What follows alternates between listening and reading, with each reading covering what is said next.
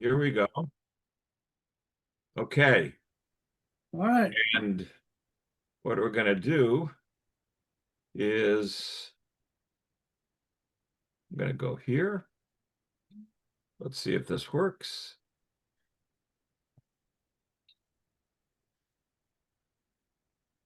Okay. Do you see this? Yep. Let me go into slideshow mode. Excuse me. So a lot of this class was based on my working with Ron Cowen and all these amazing observations that he did. And this is just a quick review to set the stage for this class.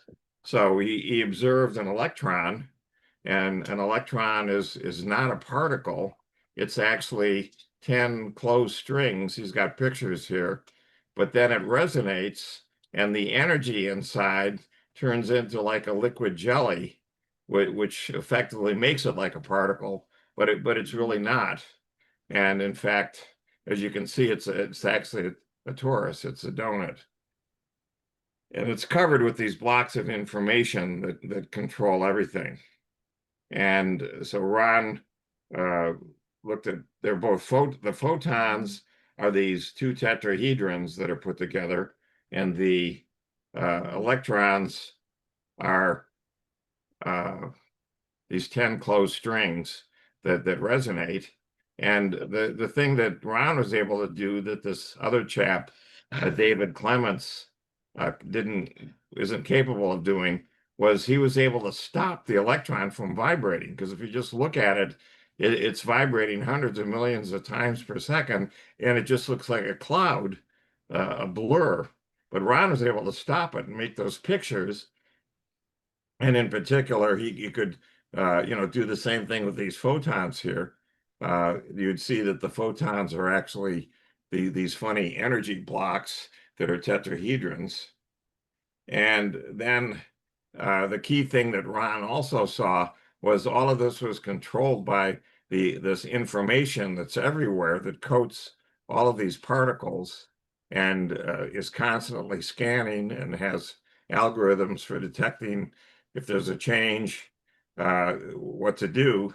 So, if you will, this is the collective unconsciousness that Jung was talking about, but it controls everything, this information. It isn't just passive, it's actually controlling all the forces that we see. And then we did this aside on what a complex number is. And the key thing to take away from this is you have two real numbers, say A and B, but suppose I just had A and B was zero. So I just have A, and now I just take A and multiply it by the square root of -1. So it comes up right where B is. So by effectively multiplying A by the square root of -1, I rotate it 90 degrees. And that's the trick here is as to how you make some dimension perpendicular to another dimension is you keep it as a real thing and multiply the other dimension by the square root of -1, and that makes it perpendicular or orthogonal, which is what Ron observed. And these other dimensions we are all rolled up. There are 18 of these compactified dimensions, but they form these sheets. And the problem with these things is they're incredibly small. They're 10 to the -35 meters, which is impossible to comprehend how small that is. Just an atom is 10 to the -10 meters. So you can see this is 25 orders of magnitude smaller than an atom. you know, and that's an atom is nothing to sneer at, and so forth. So then Ron observed all this stuff, and he saw that these compactified dimensions come in three subspaces of 6 compactified dimensions each. So we have with our matter subspace, we have 6 of these. And there are 3 holes there, and the 3 holes, for example, will take something like the electron that we saw before and resonate with it to create 2 other particles. And the 2 other particles, I'm going to skip ahead here. two other particles are called a muon and a tau particle, but they're really the electron resonating with these three holes that are there. And similarly, there's an electron neutrino, but that has two other particles which are resonant states. So there's really only one electron and one electron neutrino, and these holes make them resonate. Now, the other thing that Ron observed was that we have time, but time, we have 24 spatial dimensions and 2 time dimensions when we look at everything being real. And the time is really different than the rest of them. So we're just going to look at time. There's time has a real part and an imaginary part. So the real part is what we would call the many worlds or the many timelines that we are each creating every instant. Every time there's a transition of any sort, say an electron moving from one energy level to another, we end up with a split in one timeline that occurs, in the other timeline it doesn't occur.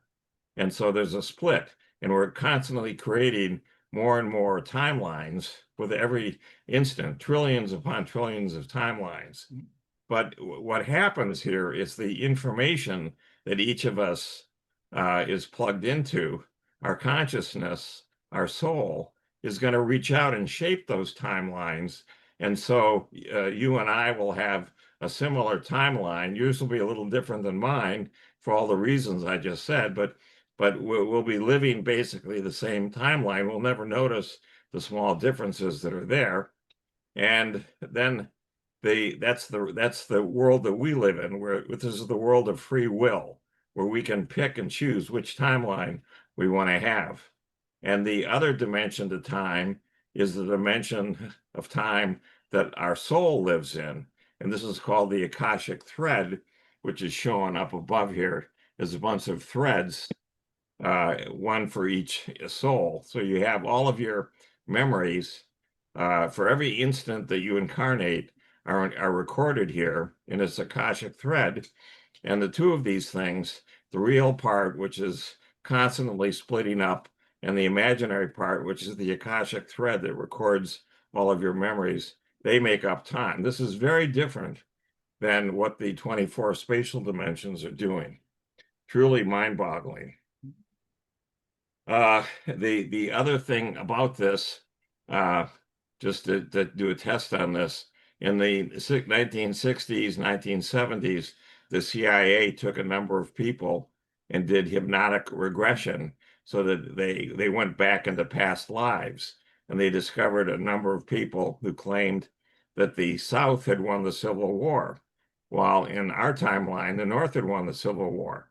So there was a split in these timelines. One the South won, one the North won, and then apparently they've now merged because the people that are here in our timeline are remembering that the South had won, when in fact, in this timeline, the South didn't win. And the other example of these things that makes it strange is Nostradamus, who wrote a whole book of quatrains. But he wrote these quatrains to describe a future that he said looked terrible to him, and he hoped we would avoid it. And in this future, he saw Napoleon, he saw Hitler, and then he saw an antichrist who rose out of the Middle East and caused incredible chaos throughout the world. Now, we don't see that Antichrist. The Antichrist could very well be alive as a person in the Middle East, but they never attained this power that Nostradamus saw. So in this timeline, we've collectively pushed this timeline that Nostradamus saw away. It's not part of our common future going forward in time. And there'll be many other examples of this going forward. So that's what we covered last time. That's what I was trying to lead up to. And now we're going to do something really different. This is, I'm just trying to think here. By the way, go ahead. Ron's name is spelled C-O-W-E-N, not A-N. Thank you. I'll fix it. Yeah, I got it here correctly. And up there at the top, I did it wrong. Thank you. Okay. The key thing that Ron realized here was we have these 18 compactified dimensions, but there's holes in them that interconnect these different 18 dimensions. So in fact, because there's 8 holes, we only have 10 real dimensions. We have 3 subspaces of 6 dimensions each. That's 18 dimensions. But then we have 8 holes that connect them, so we only have 10. But the 10 matches what the tree of life of the Kabbalah shows, that there are 10 of these nodes or sephiroths that go conceptually from the lowest level to the highest level. And this other chap, Stephen Phillips, came to the same conclusion independently, that the Jews, Judaism, and the mystics in the Kabbalah had seen all this. And you can see this in the papers that he's written and so forth. So that was one interesting observation of what Ron saw. The other one was that Jesus, when he was incarnate, spoke about a Trinity. And he said, well, there's the Father, the Son, and this Holy Spirit. And evidently, from looking at this picture that Ron came up with, we have the Jesus physically being incarnated in these 3 space dimensions, but his higher self is in these compactified dimensions that are tied into it. The Holy Spirit is in the dual space, the red space that we see there. And then this Father that he talked about is in the highest realm. We simply did the thing upside down. So the thing on the yellow, which is on the bottom, is actually going to be the highest level of energy and the highest form of, I'll just say, spiritual entities that are there. Things that are conscious, but they're not matter, they're energy, entirely energy. So this is where we have today, just for matter.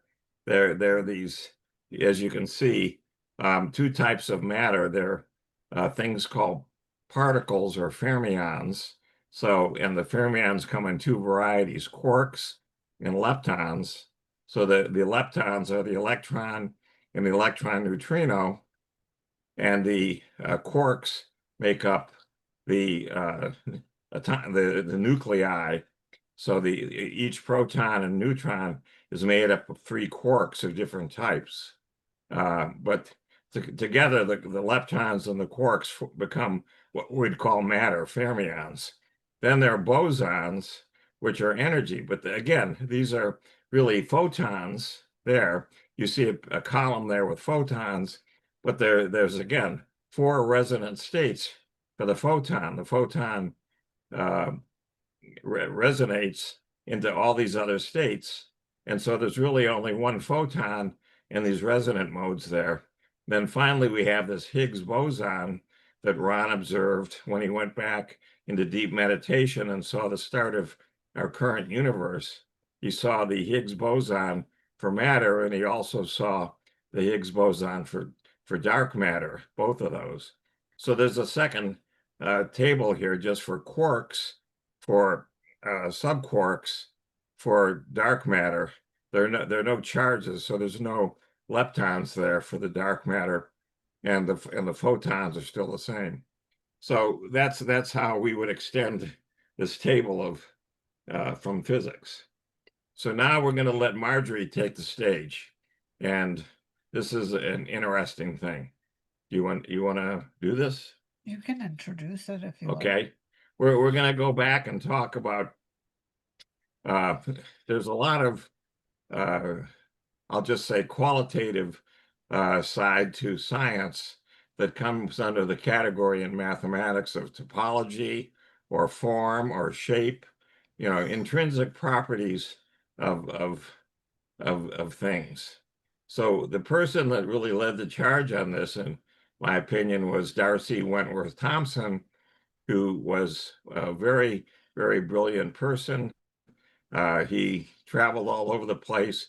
he gathered data of all sorts, and he spent a long time at Dundee and then St. Andrews. So he spent 32 years at University College in Dundee and then 31 years at St. Andrews, huge amount of time. And he's best remembered as the author of a 1970 book called On Growth and Form, which is still in print. You can still get it. It's on Amazon. And this led the way to a very different scientific About this thick.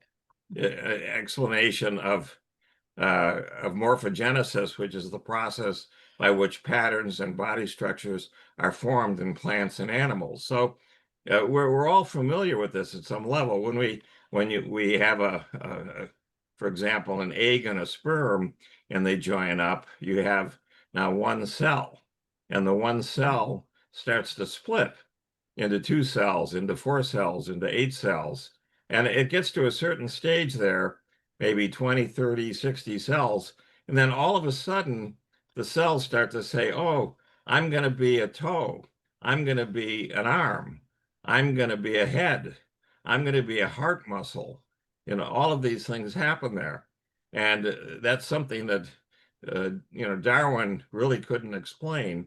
That's what Thompson really dealt with, was this incredible process of how the structures that we're talking about actually occur.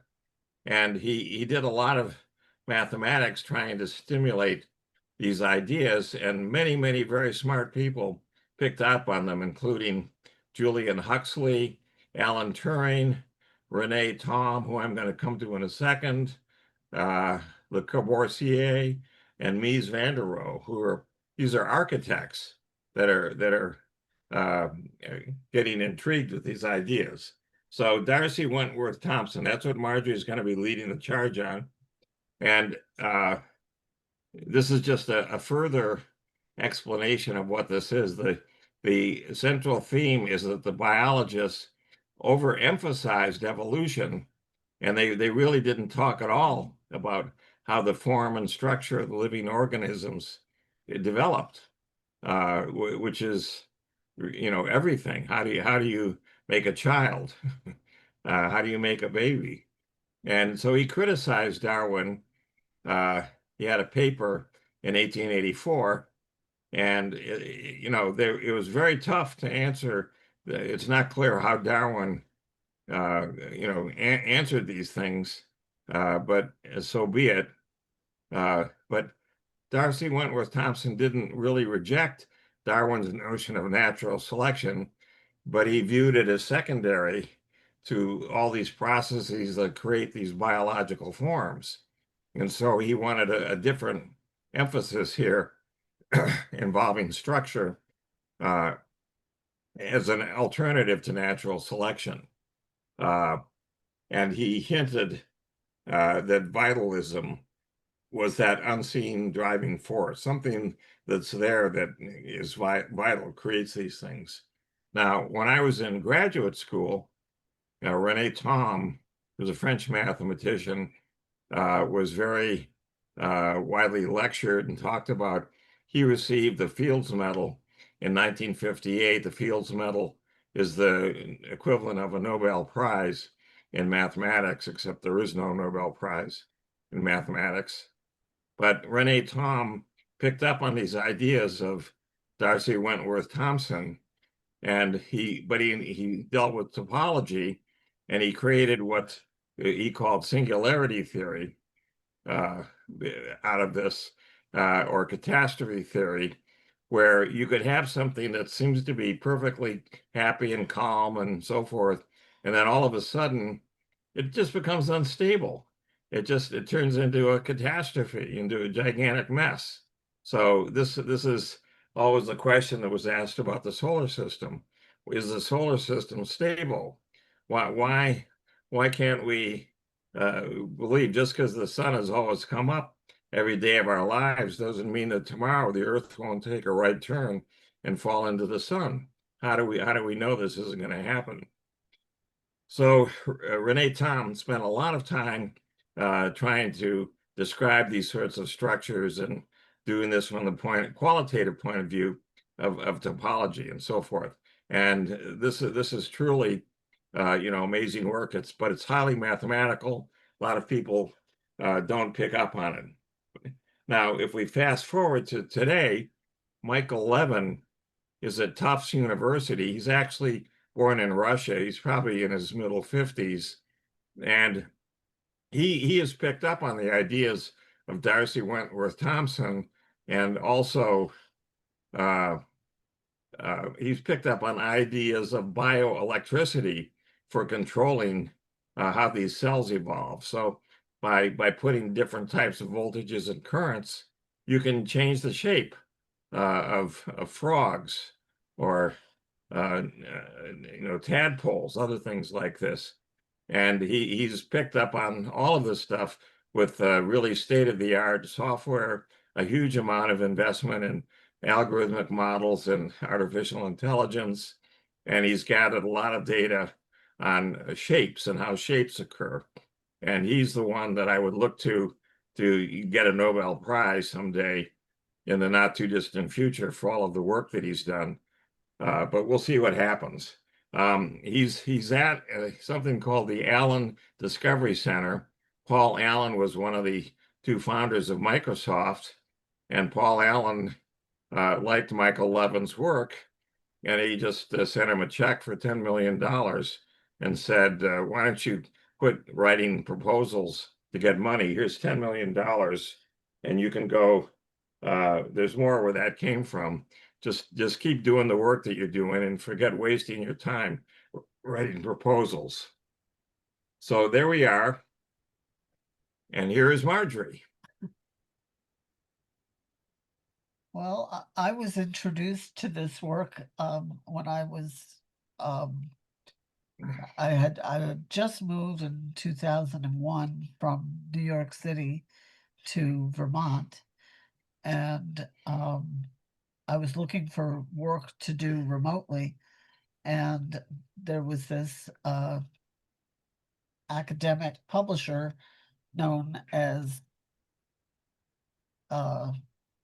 Gale Research, Gale Research at the time.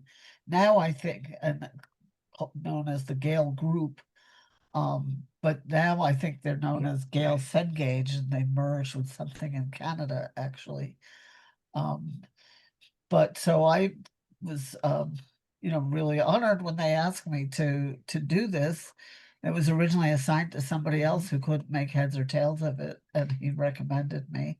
And I was working as a copy editor for the publisher at the time, and I had recommended him as a writer, and he recommended me to write this. So I was very grateful. It was kind of through the back door in some ways. He said, but she'll understand it, and I think I did. And it was just I was on fire with the ideas. It was so illuminating to me, and it was one of the first things I discovered I had in common with Bart when we started really talking around 5 years ago. This is one of the three seminal books for both of us. One of the others was Hamlet's Mill on, and then the Tao of Physics and the Tao of Physics. So this is way up there. Was written, 100 years ago. It was as I say at the outset, at the opening, it was at the height of intellectual fashion, but it was Darwin's approach was very, very different from Wentworth Thompson's. So, all right, so here just click on the link. Let's see if it'll go there. This link. This is on our hold on a second. On our website. Hold on, let's be sure. I don't see it showing up here. Let's do this. Hold on, I'm going to take us out of this. I think it's right there. No, it should show up underneath here. There's a little picture, so I'm going to go down here, go to screen share. Here it is here. Do share. See, there it is. Now everyone is seeing it, okay? And now I'm gonna go. Now you're okay. Okay. So this is under the AlephTalks blogosphere. If anybody wants to follow up with it, I just uploaded it a couple years ago, but it was written back in 2002 for the college text known as Nonfiction Classics for Students, published by the Gale Group. And I'll skip down here to my bio at the bottom, just for introduction here. I'm a counseling, teaching, and writing Jungian astrologer, and tarot interpreter with more than 35 years experience. In addition to her training in transformational astrology, she has studied integrative therapy with an emphasis on the work of C.G. Jung, and is a longtime student of yoga, meditation, and Kabbalah, as well as a practicing artist and poet. Marjorie was a contributor to Your Birthday Side Through Time by Simon & Schuster in 2002. That was a big year. Transplanted from her native New York City in early 2001 by way of Vermont. She's now happily available in Fairfield County, Connecticut. Ordained in 2006, Marjorie received her Labyrinth Facilitator training from Lauren Archerson the same year, and shares her Blue Lotus Canvas Labyrinth as a tool for spiritual transformation and sacred activism. Marjorie also offers Reiki sessions in conjunction with or apart from spiritual counseling, with or without the tools of astrology or tarot. I work by Zoom, by phone, and in person again. And I've been doing, it doesn't say it here, Reiki since 2002 as well. That was a real watershed year for me. So here we are. For me, it's really all about the Fibonacci sequence, in short, Why don't you? which is depicted here, and this is the cover to his book. Each section is the sum of the previous two, if that makes sense. Starting here with this third one, that's equal to these three, and so on. And it's how a lot of growth occurs in nature, not all, but a lot, or a similar spiral, even for galaxies and solar systems, and leaves growing around a stem are in this kind of spiral, which I think is really nature, when it has something that works, it uses it all over the place. So when the Scottish classicist, mathematician, and naturalist D'Arcy Wentworth Thompson, who lived from 1860 to 1948, wrote On Growth and Form in 1917, Darwin's theory of evolution was not only relatively new, it was at the height of intellectual fashion, certainly within the scientific community, if not the religious community. Thompson's highly original thesis on morphology, the branch of biology that examines the forms and structures of living organisms, dared to question the principle of an ever upward, magically directed ascending spiral toward perfection that Darwin had put forth as the notion of natural selection in his seminal work, The Origin of Species, in 1859, where Darwin draws frequent analogies from nature to a cow breeder culling his herd. Thompson sees the physicist's underlying harmony of cause and effect. He sees energy interacting with matter in mathematical terms. If Thompson's work was regarded as controversial in its own time, because it first of all questioned and then largely ignored the prevailing assumption of an inevitable progression toward a supposed ideal, today his work seems nothing less than heretical. or refreshing, depending on one's point of view. Nowadays, Thompson's audacity is all the more striking, particularly as his challenge to Darwin comes from the scientific and not the creationist quarter. Thompson, while not denying the divine mystery as the absolute final cause, also does not deny the phenomenon of natural selection. He simply points out that this process of elimination of the unfit, of the unsuccessful forms, need not imply teleology. That is, a purposeful development or design toward a final end. To dispute this ingrained notion of a purposeful progression to evolution was then and remains now quite a radical break with the prevailing thinking about nature. This is a little insert. Teleology is the supposition that there is a design, purpose, practical principle, a directive principle or finality in the works and processes of nature, and the philosophical study of that purpose. Teleology stands in contrast to philosophical naturalism, and both ask questions separate from the questions of science. While science investigates natural laws and phenomena, philosophical naturalism and teleology investigate the existence or non-existence of an organizing principle behind those natural laws and phenomena. Philosophical naturalism asserts that there are no such principles.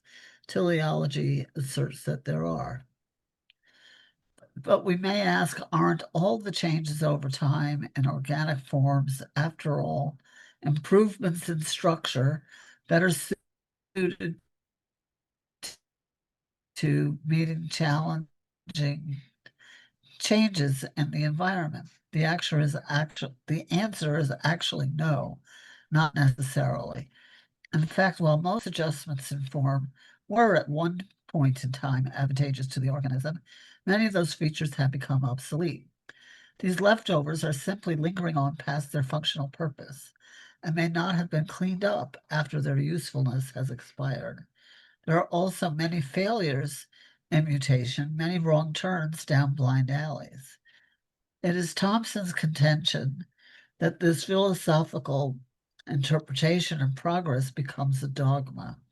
It then blinds the naturalist to the more immediate causes for fortuitous variations in form, the interplay of physical forces with geometric structures. So I just want to point out again that he is really unusual in that he's a triple scholar. He was equal parts a classicist, a mathematician, and a naturalist. And he was, as a classicist, fluent in Greek and read and translated many of the Greek classicists, the classic writers and thinkers about things like geometry. So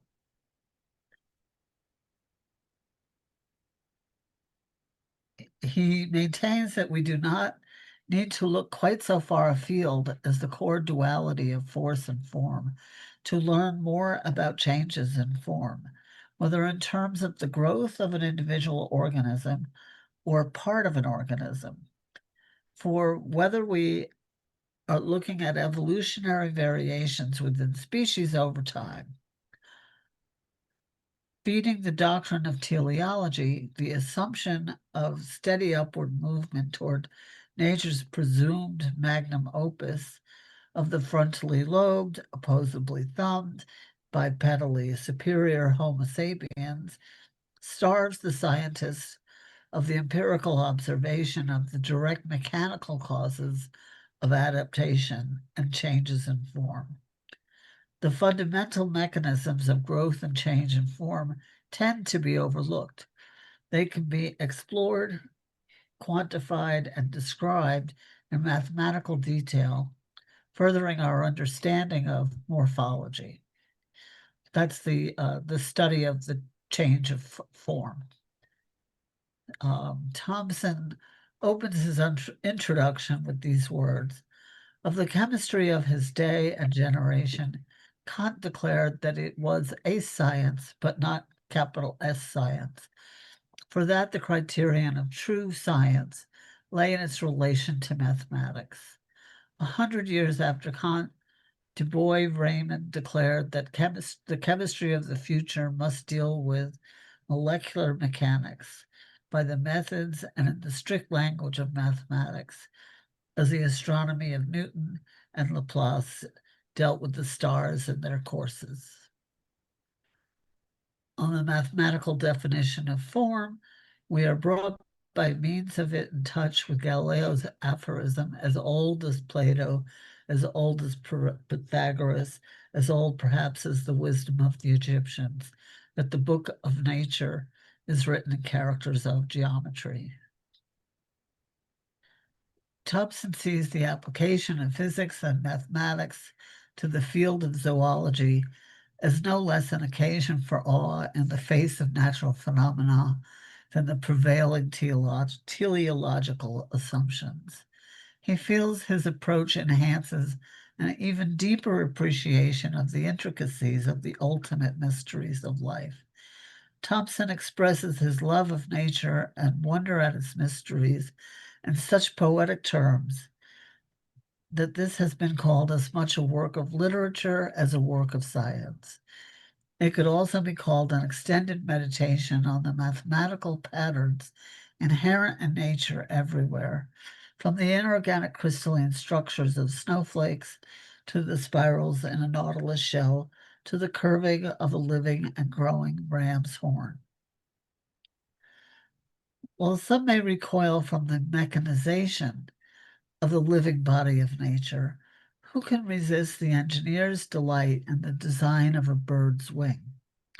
But Thompson can hardly be accused of reductionism when he muses on the shape of a snail shell, the twist of a horn, the outline of a leaf, the texture of a bone, the fabric of a skeleton, the streamlines of fish or bird, the fairy lacework of an insect's wing.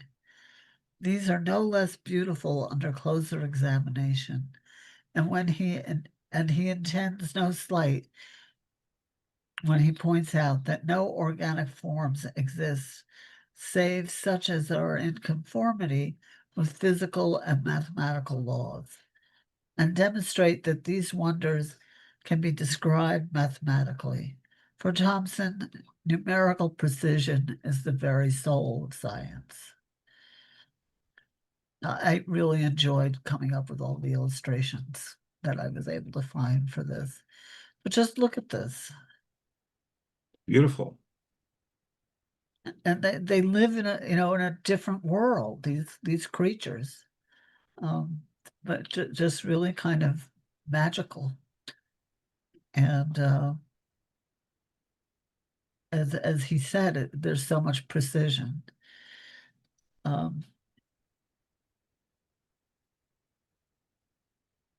I can't read that. John, it's J.B.S. Haldane. He's very famous physicist and, I don't know, philosopher or whatever. Teleology is like a mistress to a biologist. He cannot live without her, but he's unwilling to be seen with her in public. So that's where Darwin has carried the day. And D'Arcy Thompson, dealing with teleology, he gets stumped on, he just gets ignored. I found these little quotes and pepper them around. If you pay attention, there's a big contradiction that goes in a big circle. It's complicated, I found.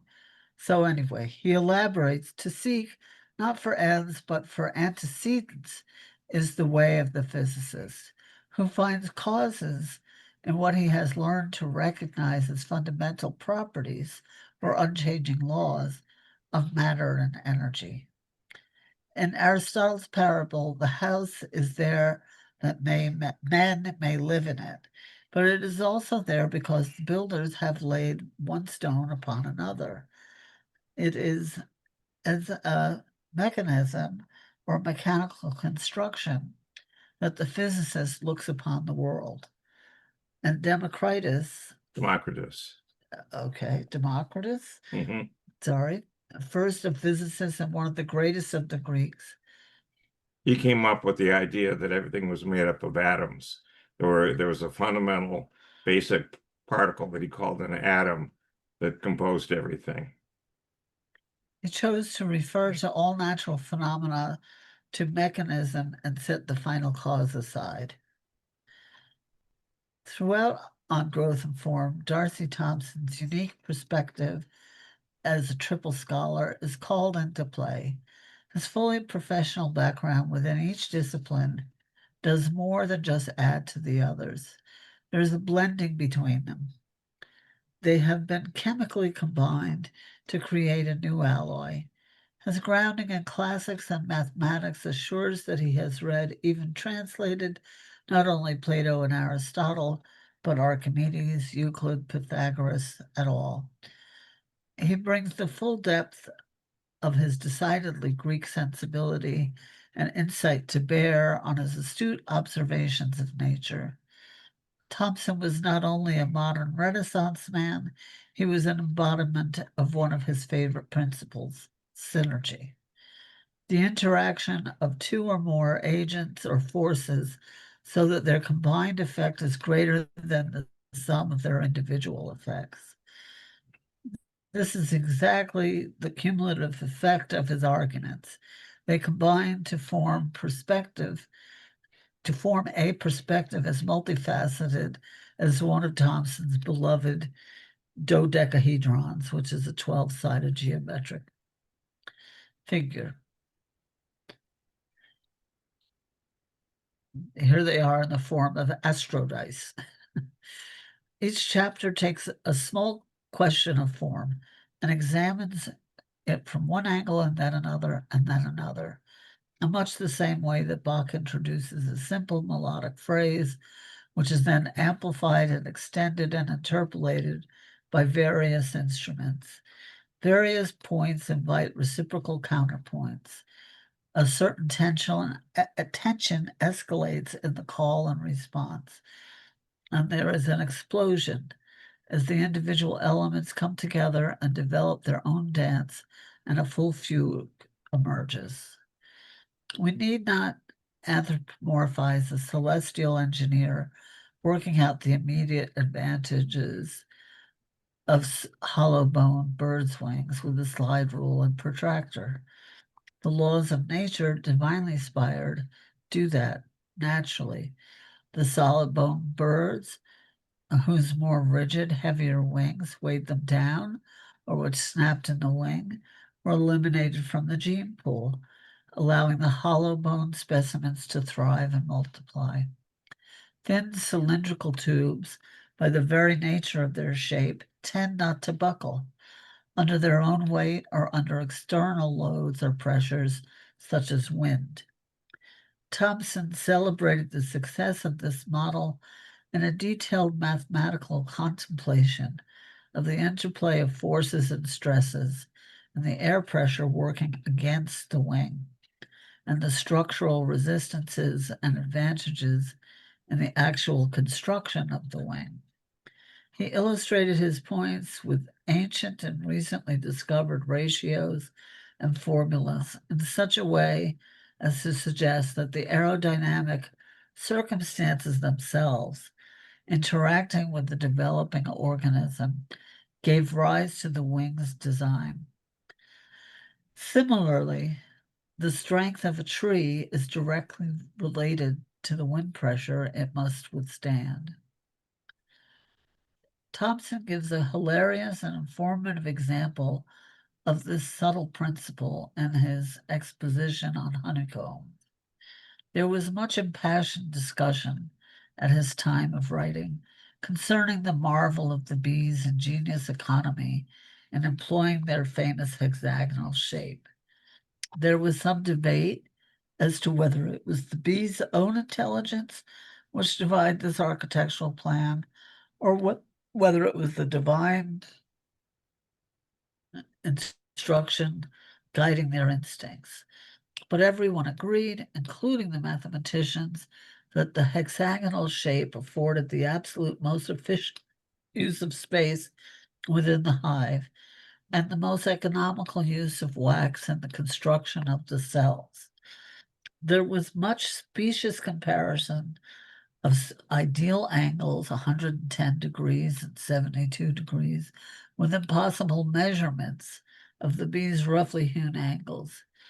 But they did come close enough to warrant general amazement. However, Thompson observes that along the outside edges of the hives, the cells are round and not hexagonal at all. In other words, when the cells of the hive are not adjacent to other cells, they do not assume the shape of a hexagon.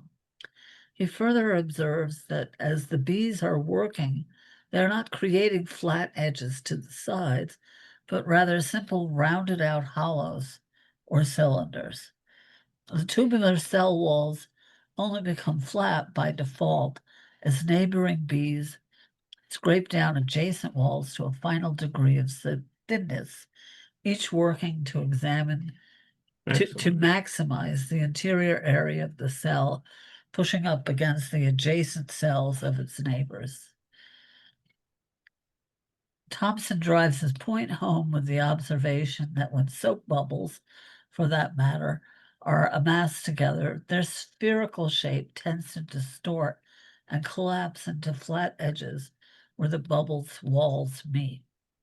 He concludes his discussion of this subject with the simple fact of geometry, that a circle can be surrounded by exactly 6 circles of similar size, and hence any natural circular or spherical cluster flattens into a hexagonal honeycomb shape, be it soap bubbles or living cells or honeycombs, provided the material with which they are constructed is pliable enough. It is a necessity of physical law, geometric, mathematical law, that they assume this shape. In short, honeycombs or cells are hexagons because they have to be.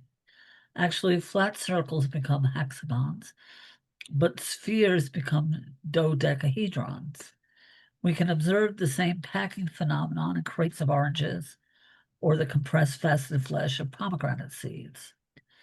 This has far more to do with intrinsic physical dynamics such as surface tension and matter interacting with forces such as mutual pressure and weight than with the mysterious motives and causes, immediate or final, behind insect behavior. But it is one example of why it is important for naturalists to take physics and mathematics into account.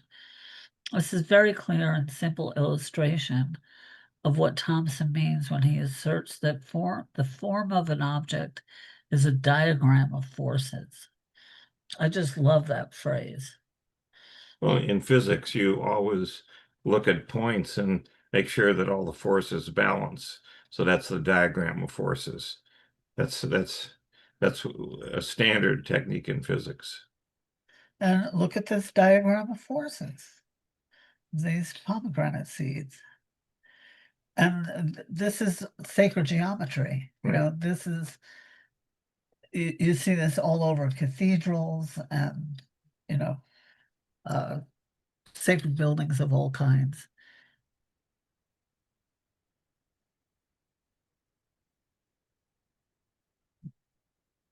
The object or organism shape is like a footprint in the sand, tracing and where and how various forces have acted or are acting upon matter. That's where I totally fell in love. The organism's own process of growth is one such force. That genetics enters the dialogue between force and matter such that fetal development anticipates environmental stresses does not detract from Thompson's argument that force determines form. These are regular, everyday soap bubbles.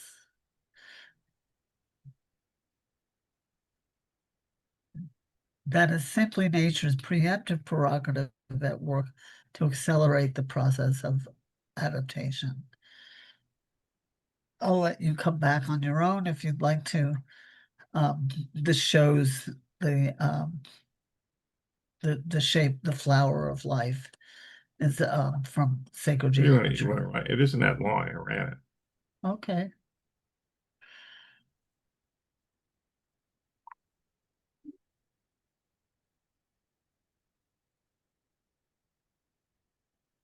It's 2 minutes.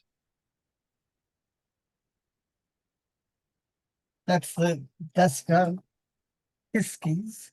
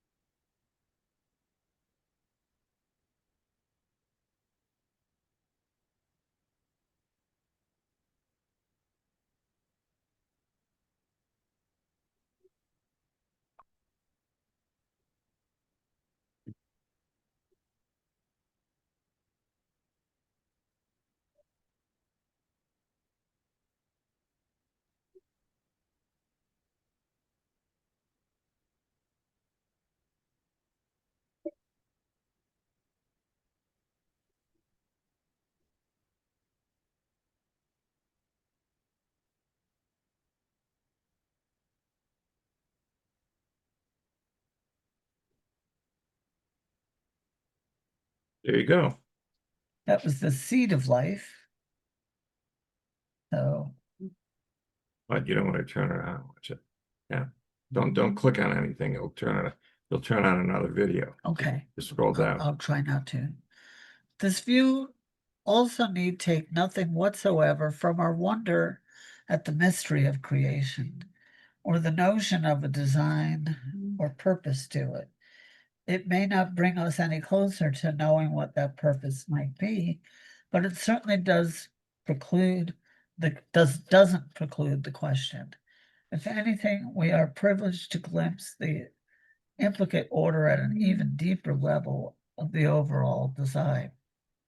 This view not only enhances our appreciation of nature's creativity, this is a quote from him, the harmony of the world is made manifest in form and number, and the heart and soul of all the poetry of all natural philosophy is embodied in the concept of mathematical beauty. Thompson is very fond of quoting Kant, who says it is nature herself and not the mathematician who brings mathematics into natural philosophy. Matter is a diagram of forces. Matter as a diagram of forces is the introduction of a theme that Thompson builds into a brilliant fugue in his chapter on ratio and logarithmic spirals. What more Greek a concept is there than ratio? And this theme interweaves warp to woof to his earlier theme of geometric necessitas. He seems to delight in presenting ratios throughout the text. He begins with the simple. The ratio between the thickness of a stalk of grass to the width of its own weight, to the stress of its own weight, is a square. But aha, its length to its weight, a cube. This he readily relates to bone mass and body weight in animals. Gradually, he builds to one of the most elegant and prevalent ratios known to exist throughout nature, sometimes called after Euclid, the divine or golden section. It is also known as the Fibonacci series. Expressed as a ratio, it is roughly 3 to 5. Expressed mathematically, it is a recursive sequence, 1, 1, 2, 3, 5, 8, 13, 21. Each value is the sum of the previous two. Expressed geometrically, it is the spiral that makes a nautilus shell a nautilus shell. Each chamber within the nautilus shell equals its two predecessors in size. We see exactly this type of growth throughout not only seashells, but animal horns, and with an added corkscrew twist in the interval between leaves on a stem. Even in galaxies and storms, by mathematical necessity, the spiral occurs wherever growth occurs in this 3 to 5 ratio. And this growth ratio occurs throughout nature. It is perhaps here that we can best see the signature of nature herself, signed with the flourish. And then this is a private little joke of mine. Life is teleology par excellence.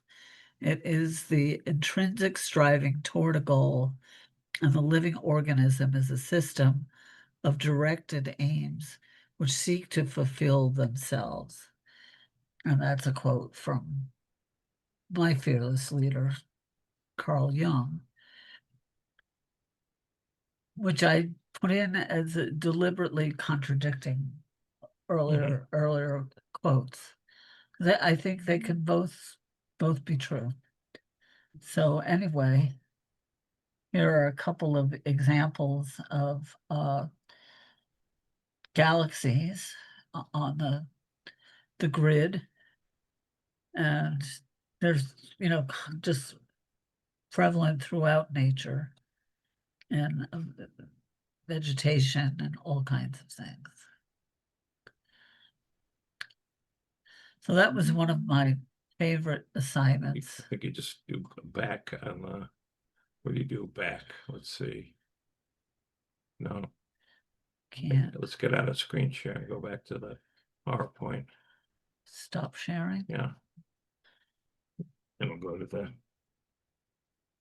So this was picked up, like I said, by people like René Thom in a very mathematical context, and he did a lot of great math.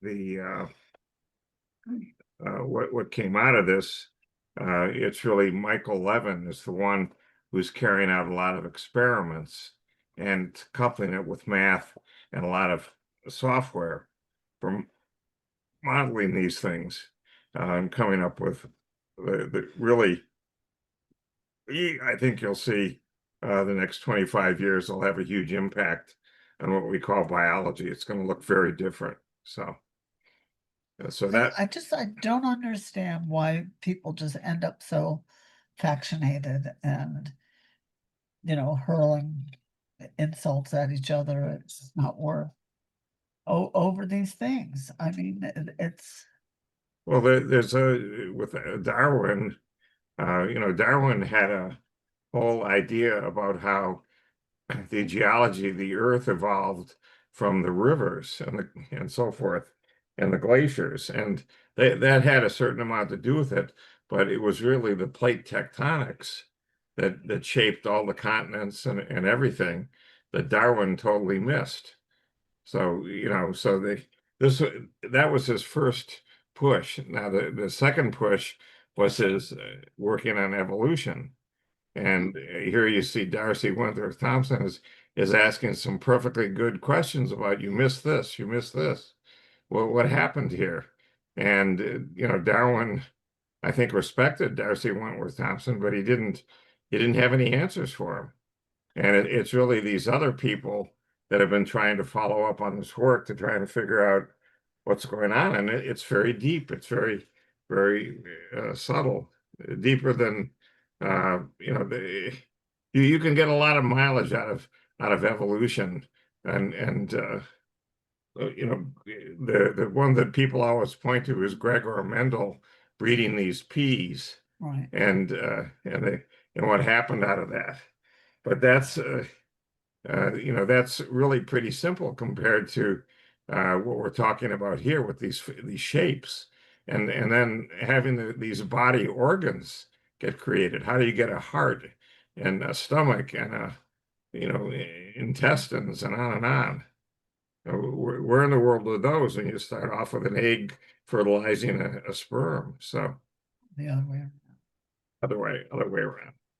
So anyway, very nice. Let's see.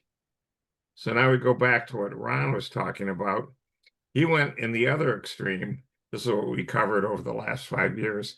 He was fascinated with going back to the start of our universe under deep meditation. And when he did this, he observed what he called a primordial egg that underwent exponential expansion, which today we call inflation. So here's a picture here, down here, of where did this thing go? Here is like this primordial egg, and he's showing that it's made up of these pieces. But this is the entire universe that we're dealing with here, and that the other thing that Ron stressed repeatedly was that there wasn't any bang, there wasn't any nuclear fireball that was creating all this. It was just this egg, and then it just started to expand, and so as it started to expand exponentially, what happened is a part of this will expand, 30 orders of magnitude incredibly quickly, and then it'll stop. Well, that little piece stops, that creates our universe. Then another piece here is still expanding, and then it stops. So that creates another universe. And then another piece is still expanding, and it stops. It creates so there's billions upon billions of universes that are created out of this egg. It's not just one. It's what's called the multiverse of many, many universes as a consequence of this idea of having inflation.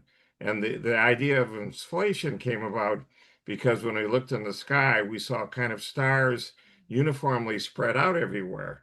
But if the universe has been expanding, as we see all this time, then in order to have things uniformly spread out, they had to all be close together one another when you started, so that as the thing expanded, everything got uniformly smeared out everywhere, and you didn't have a whole concentration of stars here and nothing there, which is what we observe. And then the other thing that Ron did was he observed the Higgs boson for matter and its companion for dark matter. So truly amazing observations. This is a picture up here that he made. There's a bunch of sketches. Let's see, where did the cursor go? Here it is. This just shows how everything got scrunched down into this is space itself getting scrunched down, and now it starts to expand incredibly rapidly. So it's coming together, and then it bounces. It just starts to expand like this, and this is again one of his sketches. Now here we have what we come up with out of the Kabbalah, the notion of Tzimtzum, which I believe it was Luria he was in Spain in the 1400s. So he came up with this notion of contraction or Tzimtzum. So God itself had a limitation. So he was sitting there and he said, I'm going to create a universe so I can experience much more than I'm experiencing right now. So that was the purpose of creation, was to allow God to experience all kinds of other things. And this suggests that this infinite, all-encompassing God had to contract and take everything down into this egg, is what Ron called it, and then things expanded out of this. This is called this Einsoft, or Einsoft, in the infinite light. This is really God's true nature, and it's all pervading. It's all through the entire universe.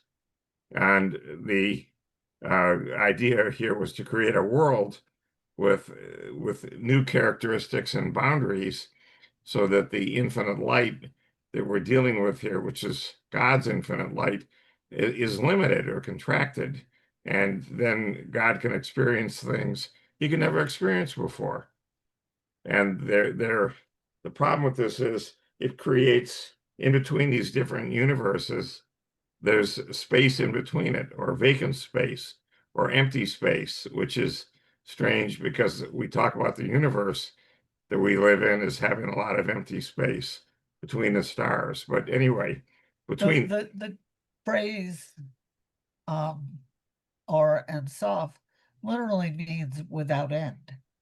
So it's just a kind of poetic way of saying infinity. That's what it's saying. So when it's talking about limiting that, it's artificial. It knows that. It's aware of that. It's not oblivious. But it's saying that there was an artificial illusion of a limit in order to create these experiences, in order to create this self-awareness for the divine to realize itself. And the paradox we have here is there's both presence and absence. So there's the paradox is that God is the source of creation. So God is simultaneously present and yet absent within the world that was created. And this was a result of the contraction or concealment of his infinite nature. That's a good word, is concealment. Yeah. So this is what Ron was looking at, trying to describe this. This is where we basically ran out of time to do anything here. But the Higgs boson shows up here because right after this inflation occurs, see, none of the particles we're talking about have any mass. The Higgs boson is a multiplier on everything. So there's magic ratios for all these different particles everywhere. But if the Higgs boson is zero, there's no mass. There's nothing. It's just space itself and time. But once this expansion occurs, then the Higgs boson kicks in and everything scales up, and all of a sudden you end up with atoms and stars and galaxies and so forth. And that's what Ron observed, was that scaling phenomenon. So I was taught the phrase the vacated space for the Simpson. yeah, it's that it was consciously, deliberately vacated in order that something could happen there. It's an illusion. The divine is definitely aware that it's an illusion that's not real. right. So the class came about with trying to capture this in the title Mysticism, where Science, Art, and Spirituality Meet. We've stressed the science part because a lot of the work that Ron did was highlighting this sort of stuff, but the science part is only part of this mysticism. The mysticism of science is that there's order everywhere at all levels that occurs. And it's amazing the variety of order and how this happens. But other people are artists. And so they capture these ideas through painting or sculpture or dance or music or even drama and literature. And poetry in particular has very nice nuanced metaphors. So art goes a long way toward capturing this mysticism and spirituality. And the other side of spirituality we touched on was that Madame Helena Blavatsky co-founded this Theosophical I just want Society. that's co-founded. Yeah, I left the F out. Okay. In 1875, because she argued that in times past there was a single spirituality that was an integral part of daily life, and this has been lost and fragmented into all the different faiths that are there on planet Earth today. But in times to come, we're going to return to the single spirituality, and something like that appears to be afoot. But we're just in the midst of that right now. So that was the idea for the class, was to look for linkages between all these different areas. So it's intrinsically a survey class. Not if you want to go deep, you go into any one of these yourself. And so And let us know what you find. right, absolutely. So what we did in year one was we created a syllabus, which is still there, and we followed the syllabus through. In year two, we got caught up with YouTube because we realized that there was so much out there now on YouTube that we could curate it. And there were some excellent expositions out there that we've captured as pointers on the AlephTalks website. And then in year three, we started to gyrate toward Wikipedia.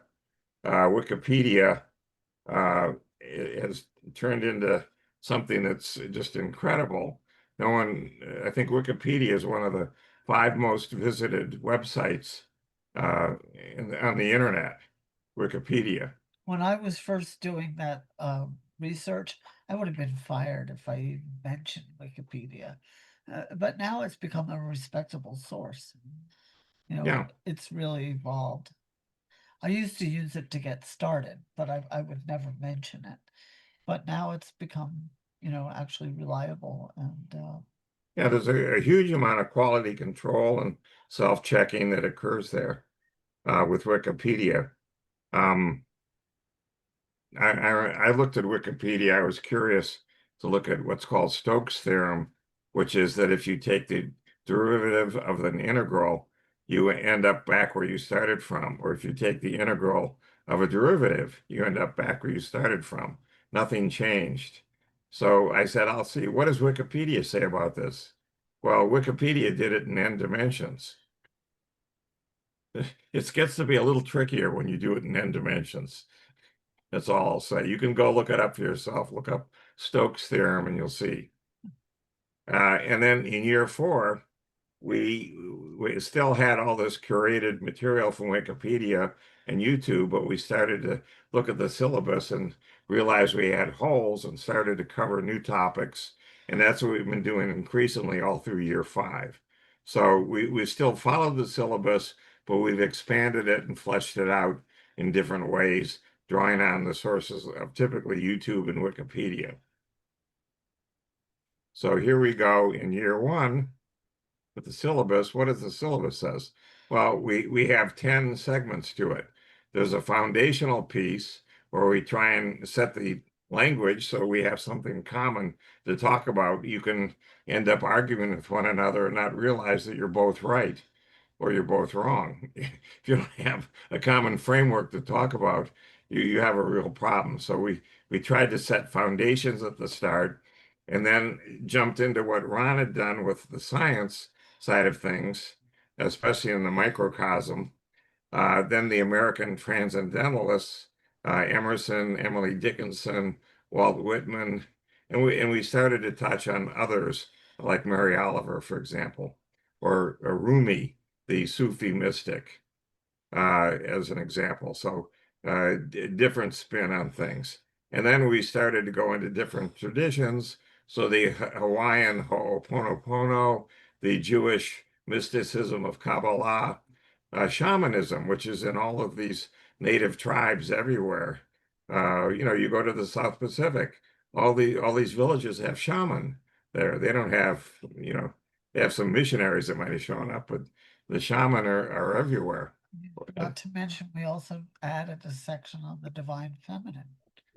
Yeah, in what we did in this section here was there was a lot of things on women on the divine feminine side of things that was simply written out. It was discarded by the men.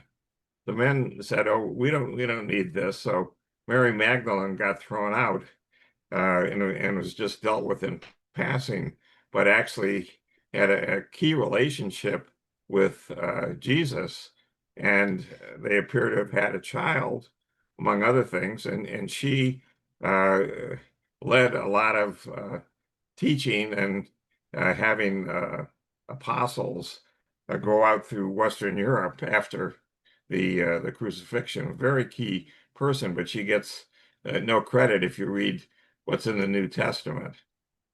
We talked about the Tao, the way of Lao Tzu, Buddhism. We've talked about Christianity and how, I always tell people, you have someone like Jesus. He probably was a real person. He was born over 2,000 years ago. So we know he lived and he died, and probably everything else we know is just junk. He lived and he died, and everything that goes along with the story, wasn't clear. For example, in the Bible, in the New Testament, it talks about how Jesus went ahead and turned water into wine. Well, actually, who does that is when you have a wedding, the groom is in charge of the wine. So Jesus was the groom. So who in the world was he marrying? Well, he was marrying Mary Magdalene. But the church just wrote that out of this story. You know, why would you be interested? Isn't it more interesting to know that he turned water into wine? Well, isn't it interesting to know he got married?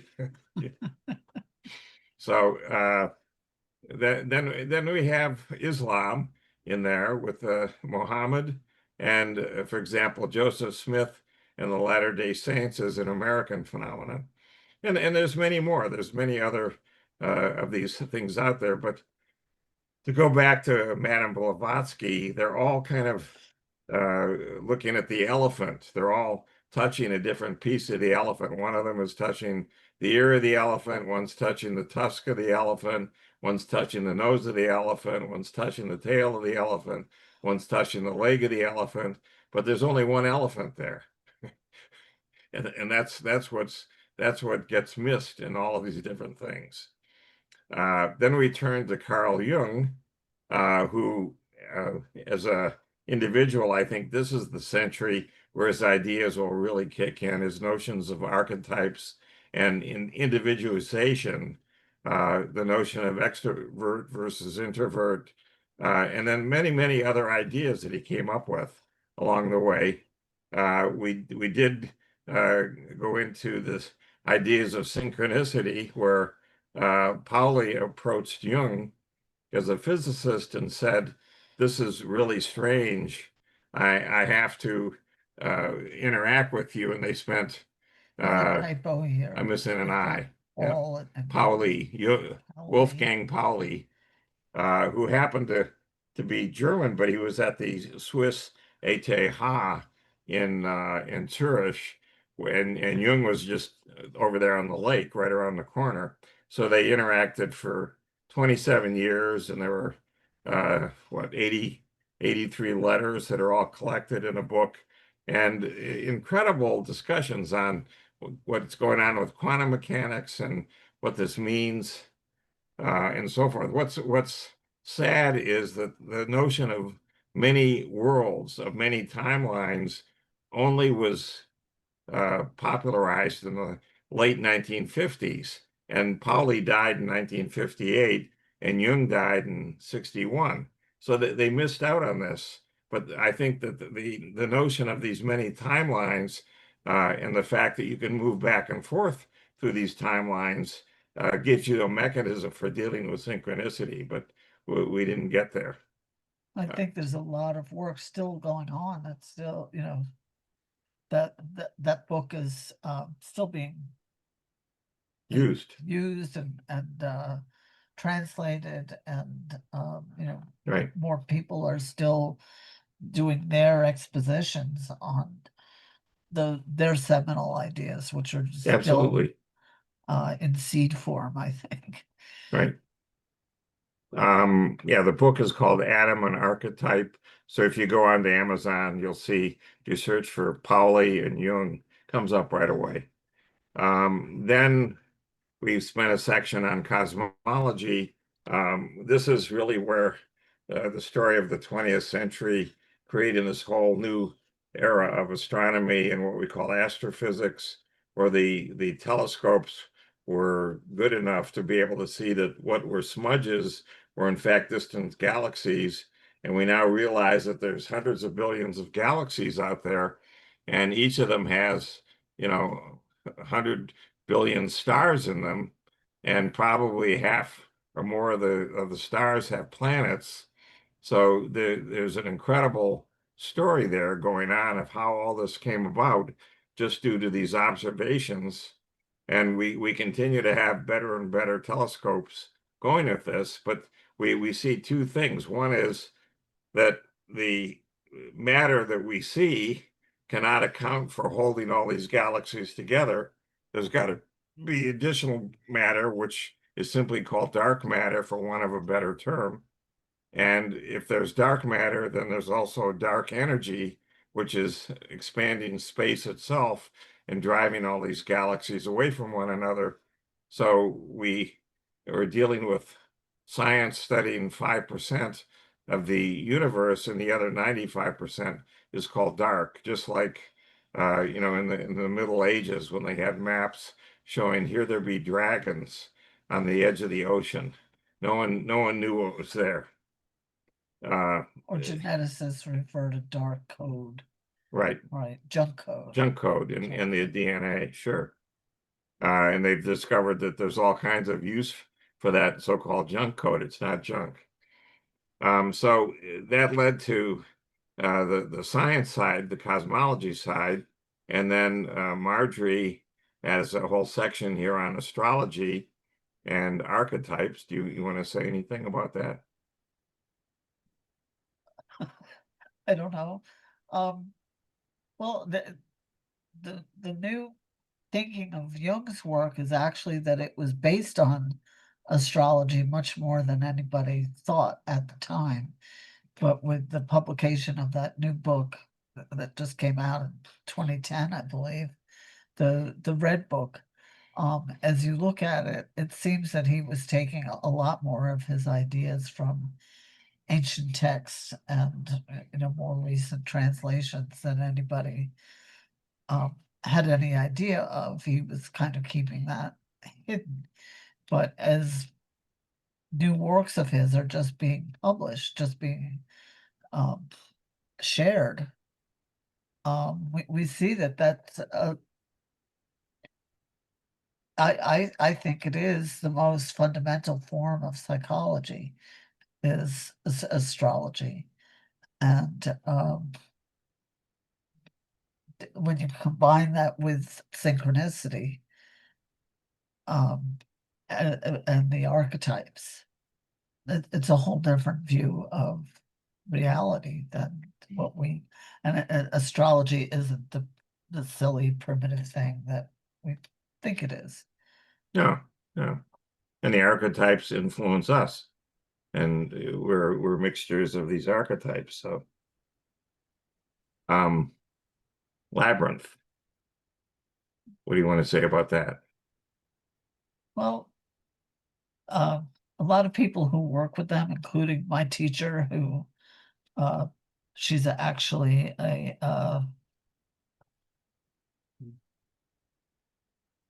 she's in San Francisco, and she's I'm trying to remember the name. Episcopal bishop. Episcopal, yeah, very high up in their hierarchy. And I really enjoyed studying with her. And she founded this organization on labyrinths called Veriditas, which comes out of the work of Hildegard, who's one of our favorite mystics. Sorry.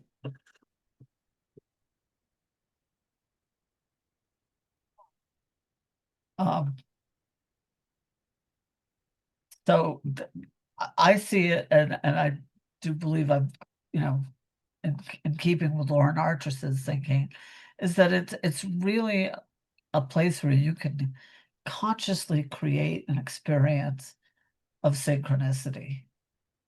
That you don't have to go to, some stone formation out in Sedona. You can have a portable one that you can put wherever you want to place it. We have a canvas that's 24 feet. Some of them are 36 feet. And it's a large scale mandala that you can walk as a walking meditation.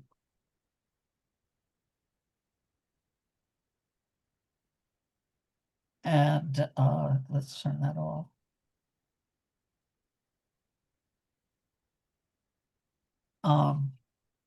We need to have a picture. A picture is worth 1,000 words.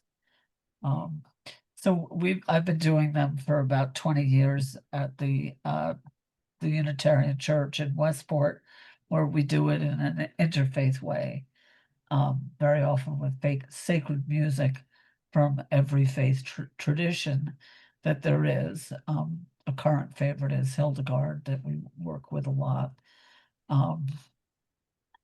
And I think they're universal. They're found all over the world.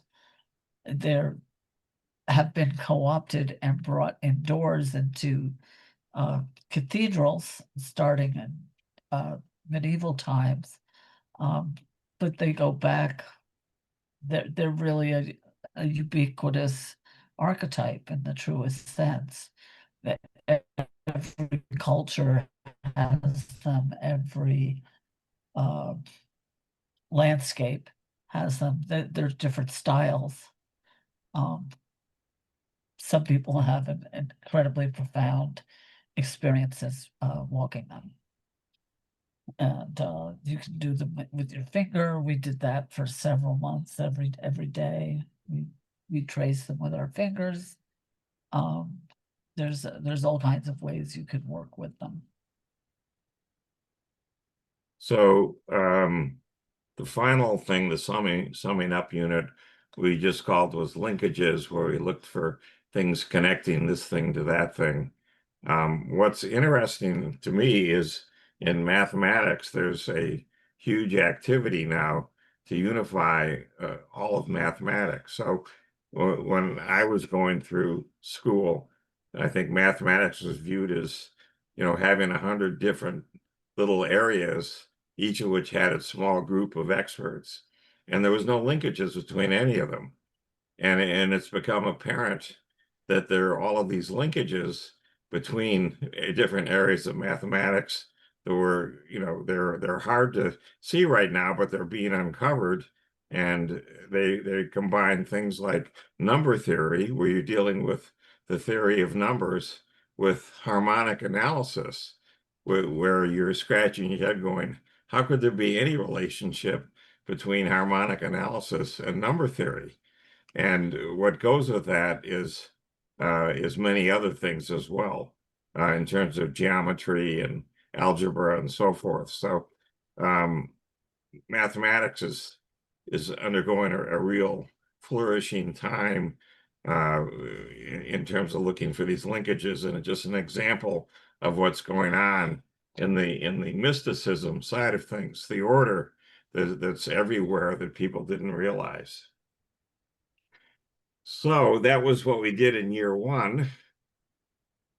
So in year two, we got much more into YouTube, and that's over here. And we spent this is a seed of life, I wanted to say. Here's the that's a seed of life here. Whereas over here, this is what's called a Rulliad. I mentioned that there are timelines, many different timelines. So this is all possible rules that encompass those timelines are captured here in this graphic, just to give you some idea of what's going on here. And we spent a lot of time on the divine feminine. So this is the Pistis Sophia, which turned out to be one of these Nag Hammadi gospels that was found buried for millennia, and it deals with Pistis Sophia, the divine feminine, who was actually probably there in Judaism and was written out probably around 600 BC. And so it goes. And then the story of the universe, the creation of the universe, shows up over here. We just have this picture showing a galaxy that's there. So much more going into each of these different faiths and going much more into Jung and so forth. Join on YouTube. That was year 2. So year 3, let's move this out of here. Here we go. We realized there was good materials that we didn't have to recreate from scratch. Right. That people have already created and curated themselves. And so the thing about YouTube is it was founded in 2005, and Google jumped on it and bought them right away. And it's now I'm trying to think, every minute there's like 100 hours of content that are uploaded to YouTube every minute. So you don't have a chance in the world of keeping up with everything that's on YouTube. But they've created all kinds of things. TikTok showed up doing these very short videos. I think 40 seconds is what TikTok uses. So YouTube created YouTube Shorts. So they have 15-second or 3-minute videos. So we put a bunch of shorts on our website so you can see, because people a lot of times don't want to go through something that's a half hour, an hour, 2 hours long. They just, is there something short you can give me? So they can look at the shorts and maybe they'll find something there. So YouTube was incredible. Then we go to Wikipedia in year 3, where this really came into its own. And where did Wikipedia come from? It started up in 2001, and everybody, poo-pooed it when they started out because the quality wasn't there, etc. But that's long gone, and there's a very rigorous review process there that's has created what we see as Wikipedia today. And like I said, this is one of the top 5 websites in the internet, Wikipedia. at least, at the very least, their resources, the notes that they list, are a really good place to begin any kind of scholarly inquiry. Right. I say that as somebody who used to do that professionally, and they're very respectable notes now. Right. The other thing to keep in mind is Wikipedia is in all these other languages. It isn't just in English. There's, if you look at this thing, there's, I don't know, 80 languages there, whatever. So it's nothing to sneer at. And it's just ongoing. It just continues to morph and grow. And the way you make it is if you've got your own Wikipedia page. You can't write your own Wikipedia page. Someone else has to do it for you. Otherwise, it's viewed as not being, correct. And so it goes. So that's Wikipedia. The key thing is it's free, and the content is all licensed. It uses simply this wiki software, so you can easily edit. You can edit a page, create a page, etc. And then there's a community that moderates everything. And I remember talking to someone from the Encyclopedia Britannica, and he said, "Oh, the Wikipedia will never get anywhere doing this open content stuff." And boy, were they wrong. They ran circles around Encyclopedia Britannica, which for many people was the gold standard for years. So then in year 4, we picked up new things. So here we picked up in art and so forth, all of this work by Maria Popova, who puts out this Marginalian. There's a website there, which is just her. Or we had Wassily Kandinsky, who was enamored over architecture and was enamored over music, and he ended up trying to look for linkages between them. And then music. The scales of music apparently came out of Egypt. The Egyptians passed them to the Greeks. The Greeks did their thing to them, which gave us what we have for our scales today in music. And that's a key thing for because music stimulates this one area of the brain, which is a pleasure center. So for anything erotic or drugs or whatever, but in particular music, when you listen to great music, that area gets excited. So something to keep in mind. In mathematics, we Isn't picked the music of China really independent of yeah, Egypt? China has a different, and so does India. Uh, but I think they're probably related to what the Egyptians had. They probably did their thing to it.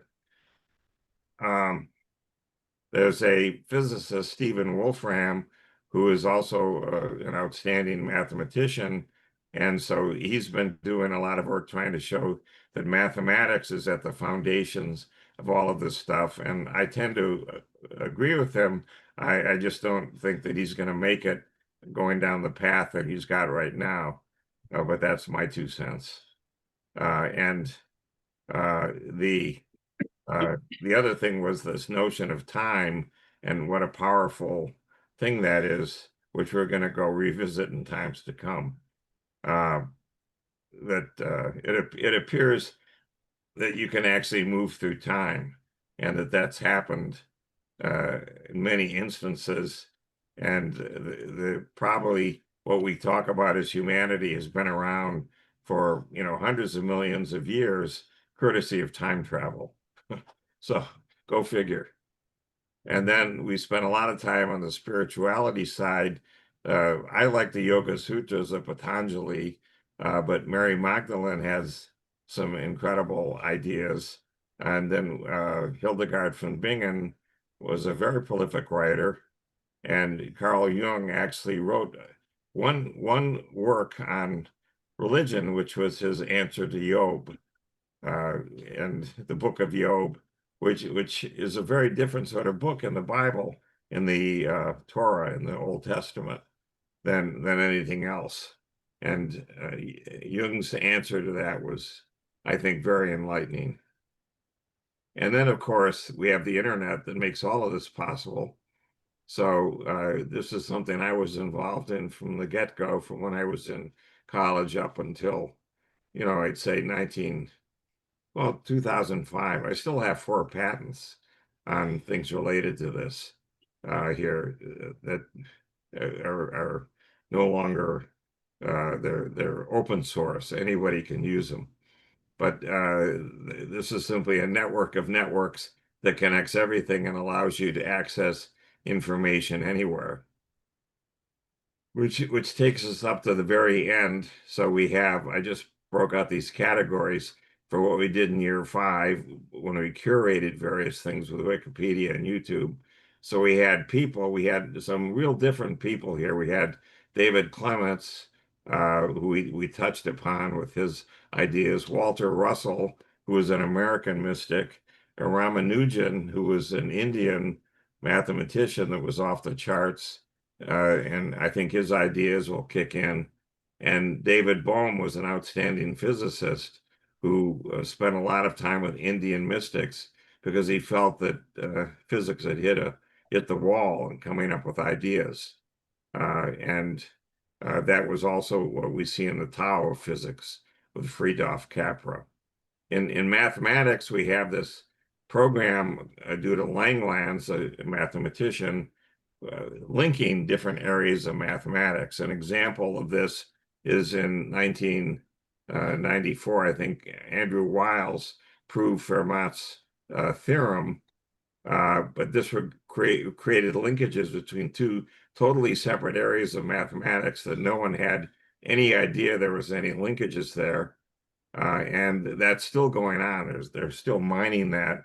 1,000+ mathematicians working in this whole area in general. And we touched on Stephen Wolfram and his idea there of mathematics being the underlying thing, not physics, but mathematics and his rule of rules. And then in spirituality, the things we touched on were the Yoga Sutras, which have been around for millennia. No one knows where they first started from, but it clearly says that if you can learn to meditate, then you realize that what you think of as reality around you is not is not there. There's something much more basic, much more different than what you see, and you can work at this and attain greater love and greater love for yourself, love for your neighbor. Along the way, you can acquire interesting skills or CDs, which is what Ron Cowen had.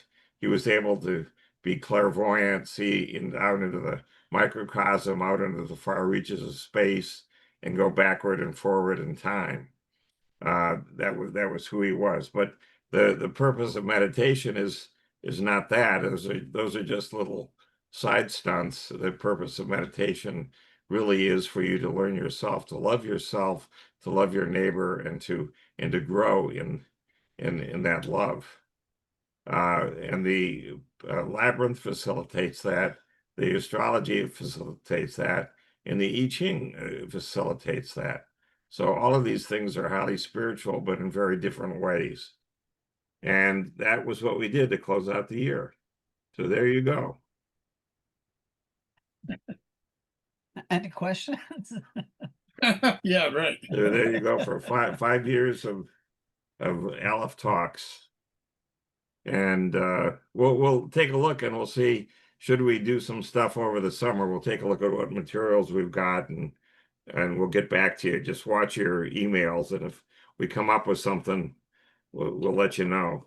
But for right now, We'll both read. we're going to be reading this a book on meditation. Great. that you sent. Thank you for sending it. Okay. Thank you for bearing with us all this time. It's a long time. No, Ron, was really an amazing guy. He just doesn't get appreciated. Yeah, he was a very old soul. And Bruce is an amazing guy too. His twin. Yep. Yeah, there were two of us. Oh, we really appreciate it. Right. Okay, With you guys that, have a great summer. And you? Thank you. You as well. Stay cool. Yeah, right. Yeah, the heat is going to break, but then there are going to be more heat waves, so we'll see. Oh, yeah, we haven't started. We're just starting. Yeah. Yeah, it's Still only June. Yeah. Yeah, we're not even. July. It's July is when you get really cooked, and Yeah, right. yeah. So we'll see. Okay. Have a good, great. Okay. Thank you Enjoy. for being with us. Bye-bye. Bye. Bye-bye.